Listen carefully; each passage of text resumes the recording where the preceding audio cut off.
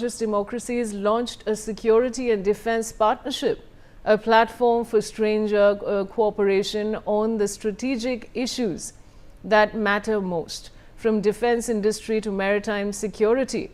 This is what trusted partners do. Now, I want to go across to Mr. Karori Singh, who's a foreign affairs expert. Mr. Singh, this statement, of course, is extremely important. How do you see it? You see, Vaishali, European Union and India came closer. It has been facilitated by certain international factors.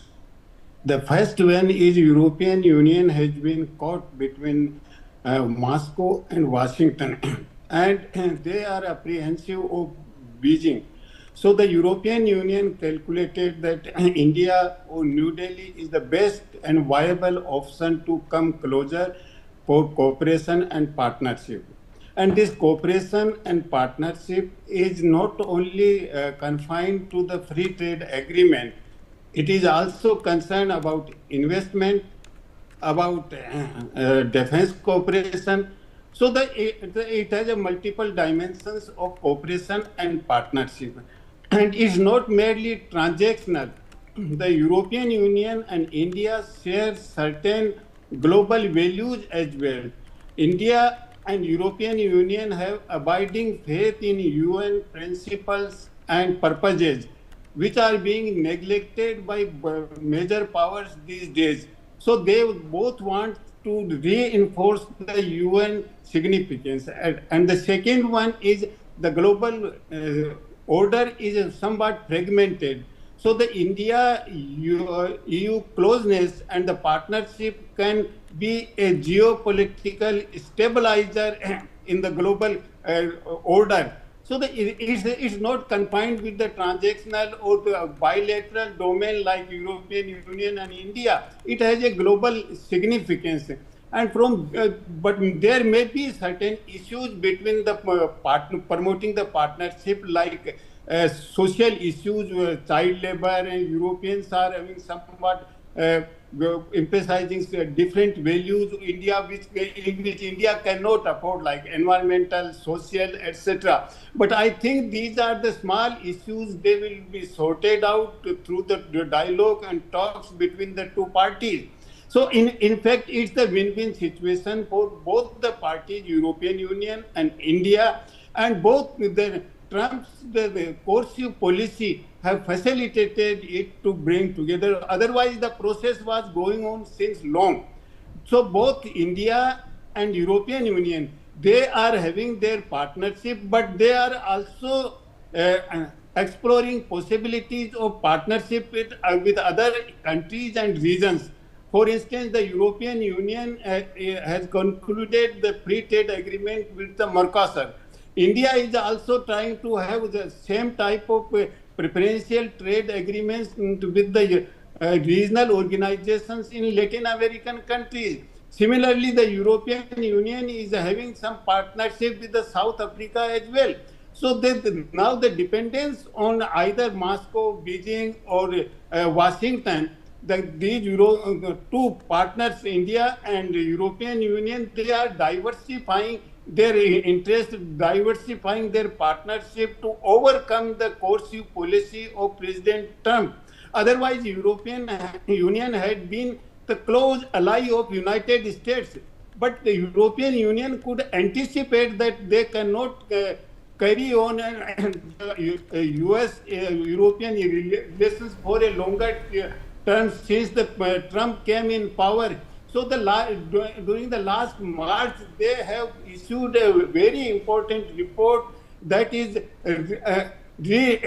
Readiness 2030, in which they have discussed in detail European security, defense, and European reform process. So India is the most viable and most vital partner for European Union. So it's not the one-way type, like it will serve India's interest, not like that. European countries also want to serve their interests by having partnership with India. India has a huge market. So Europeans will get an alternative of Chinese consumer goods. So India will get an opportunity to supply consumer goods to the European countries instead of China. So the Just have to apprehension by interrupt China. you. I'll come back to you very shortly. Now, PM Modi tweets, today is a day that will be remembered forever, marked indelibly in our shared history. European Council President Antonio Costa and European Commission President Ursula von der Leyen and I are delighted to announce the conclusion of the historic India-EU Free Trade Agreement. This is a milestone in our relations which will strengthen our economic ties, create jobs for our youth opportunities, for our businesses, foster shared prosperity, build stronger global supply chains. Now I want to go across to Mr. M.K. Agarwal, who is a senior economist. Mr. Agarwal, I'd like your comments on what PM Modi has just tweeted.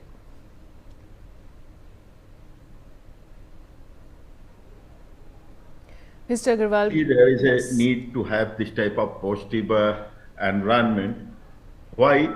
Because the tariff has been reduced to a large extent, and nowadays we are having a different global environment for encouraging the trade. And one may say that it is the regional trade or trade blocks. But the thing is that just like we have done in the Indian economy, we have slashed GST rates like anything, and that has encouraged the demand, or you can say overall demand in the Indian economy. And that is the reason that we are getting a growth rate like 7.5% or so. And next few years are also quite bright. And that's the reason that international agencies are permanently revising it upwards, because they are not able to understand our growth momentum and sources of economic growth. So given that, if the trade relations are being made like this, so it is leading to reduced, you can say, tariff on the imports of either side. So this will encourage the demand and reduce the inflationary pressure, because many times if there is a supply chain disruptions, or the prices of essential or raw materials are quite high, or even the final consumer goods are quite high, or the manufacturing cost escalation is there. So all these result into inflationary spiral up. So that is getting contained to a large extent, and it is leading to another type of, you can say, public funding, you can say. If the countries are, giving up the tariff revenue to their own economies, it is another type of, you can say, income generation to the people. Moreover, greater demand would be generated, and given now demand depression at the global level, this is quite essential. And why you will find the American economy and Chinese economies are not able to get back, including the, you can say, European economies and also UK economy, because there is a lack of sufficient demand in their economies. So it is hampering their revival, their growth and employment. So I believe this type of strategy will work out pretty well in the long run, and full, can say, charter would be implemented in the next few years from next year onwards, that is from 27 onwards. And what Prime Minister has said, he has aptly described the overall outcome and the positive outcomes of such type of trade deals. And already we have entered such type of trade deals with the UK, Australia and other economies. So I believe that this will further lead to growing up the economies of the two sides. Besides, India is a responsible economy and country, so it will definitely benefit the global south as well. That's all right. I want to go across to Mr. Karori Singh, who's a foreign affairs expert. Mr. Singh, a very